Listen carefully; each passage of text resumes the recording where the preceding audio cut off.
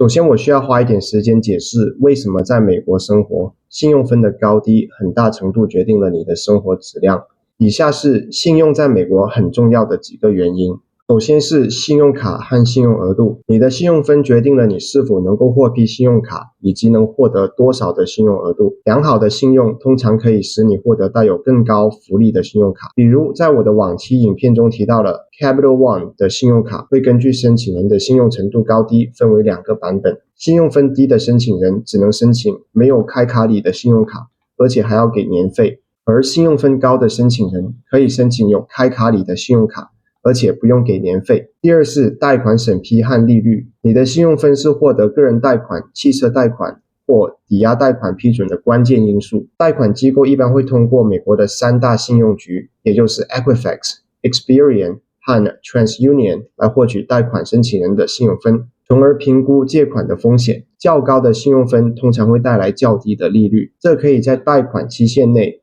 为借款人节省大量的资金。还有就是租房，许多房东同样会通过美国的3大信用局查看潜在租户的信用评分，以评估其按时支付房租的可靠性。较差的信用分可能会导致房租申请被拒绝，或者是要求更高的押金。此外，还有就业机会、保险费率、公共服务押金等等也会受到你的信用记录的影响。信用在美国不仅仅是借钱的问题，它还是影响财务机会和整体生活质量的关键因素。因此，尽早申请一张信用卡，建立你的信用记录和好好维护你的信用记录非常重要。影片接下来的部分，我会讲解信用分的构成，以及充分理解它的算分机制以后，快速提高自己的信用分。在美国，最常见的信用评分模型是 FICO 评分，信用分的范围在300到850分，这是美国3大信用局之一的 Equifax 给出的信用分评级。580到669分为 Fair 一般，670到739为 Good 也就是良好，740到799为 Very Good 也就是很好，800到850分为 Excellent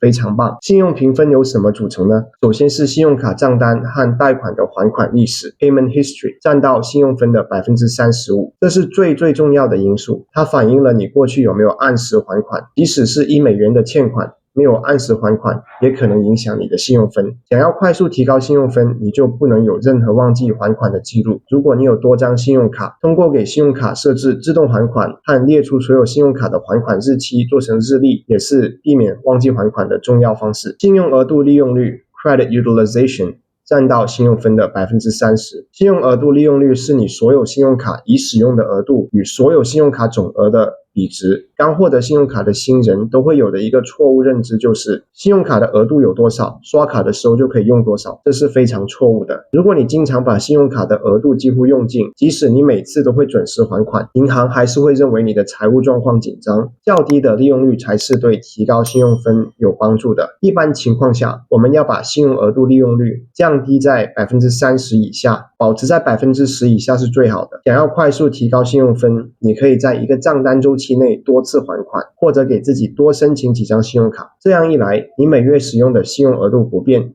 但是信用总额多了，因此信用额度利用率下降了。举个例子，假设我的 Capital One Quicksilver 的信用卡额度是1000美元，但是我每月都会刷500-600美元，信用额度利用率就去到了 5-60%， 这是有损我的信用分的。之后我又申请了美国运通的 Blue Cash Everyday 2000美元的信用额度，我每月的消费还是500-600美元，分摊在2张卡使用。虽然已使用的信用额度还是500-600美元，但是2张卡加起来的总额度是3000美元，所以我的信用额度利用率下降到了 16-20%。 我在网上见过有一些信用分达到了800分以上的网友分享自己的信用额度利用率，他们的利用率能去到 1% 以下。如果很不幸你过去曾经有因为没有在意自己的经济能力而透支过信用卡，现在被迫缴纳年利率在 20%-30% 的信用卡利息，有没有办法补救呢？还是有的。在我往期的影片中介绍过，美国的众多信用卡里面有不少是开卡后12个月内零利息的信用卡，而且没有 balance transfer 的手续费，像是摩根大通的 Chase Freedom Flex 和花旗银行的 Simplicity、Diamond Preferred， 这些卡就是为暂时无法一次还清信用卡账单的朋友设计的。你可以考虑申请以上的信用卡，然后尽快把目前的信用卡欠款转移到上面提到的这些信用卡上，既省下了高昂的信用卡利息，也消除了过去一直无法还清信用卡账单留下的不良影响。以上的2点，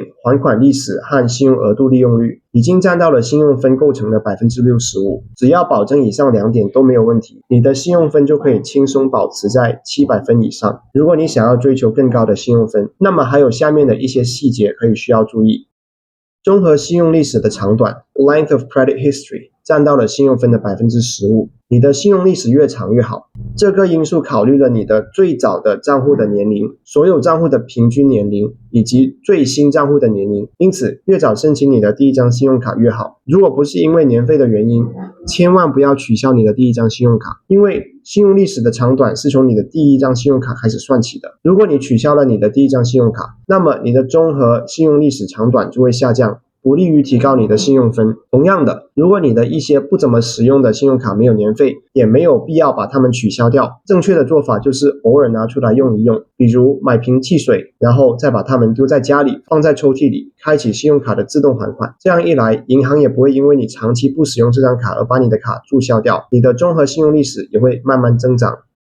信用种类 Credit Mix占到信用分的 10%， 拥有多种类型的借贷形式，比如信用卡、抵押贷款和汽车贷款。一般而言，越多的信用种类越好。然而，不要为了单纯增加自己的信用种类，就盲目申请各种新的信用卡或者是贷款。新的信用 New Credit占到信用分的 10%。 当你申请新的信用账户，如信用卡或贷款时，会产生所谓的 hard pull， 这可能会对你的信用分产生不良的影响。银行和金融机构通常不喜欢看到短时间内有多次的 hard pulls， 因为这可能表明申请人的财务状况紧张，急需资金，也会导致你的信用分下降。所以这听起来似乎在警告大家不要申请新的信用卡或者贷款。每次开新的信用卡，你的信用分都会有所下降，但是这是短期的下降，在1到2个月之后，随着你的信用总额度的上升以及信用额度利用率的下降，你的信用分就会逐渐恢复。而且只要你一如既往的对自己的金融行为负责，申请新的信用卡和贷款完全不是问题。除了以上的方式，还有一个快速提高信用分的捷径，在美国这叫做 piggybacking， 那就是找一个有很高信用分的朋友，让他把你作为被授权的信用卡用户。这样一来，这个朋友的信用记录也会成为你的信用记录，就是这么神奇。注意，我说的是找一个有很高信用分的朋友，而不是找一个比你信用分还低的朋友。